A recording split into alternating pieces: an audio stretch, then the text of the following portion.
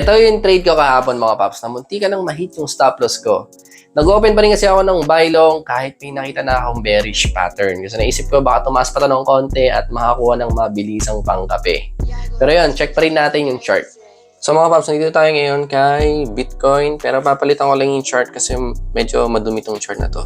So ayan, kung mapapansin nyo mga paps, no, itong support na ginawa ko na itong white na yan, this is a multi-month support. No, binantayan ko yan before. Kasi pag nag-break nga yan, possible natin itong bumaba. So, ito ngayon nangyari, no?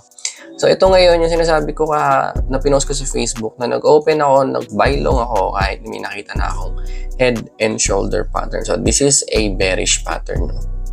Ang target price ko dito ay 23 to 28,800, no? Kung sakaling talagang mabibreak to, itong support na yan.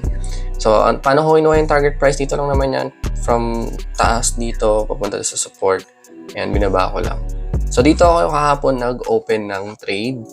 No? Nag-buy, again, buy long siya. Munti ka na ma-hit yung stop loss ko. So, buti lang umangat ng konti. And then, kinlose ko na. Walang profit, wala ring loss. Break even lang siya mga paps. So, sa ngayon, makita natin tumaas si Bitcoin, which is, sana magtuloy-tuloy, no? Kasi, mapapansin nyo itong yellow line na to, yung may red box na yan.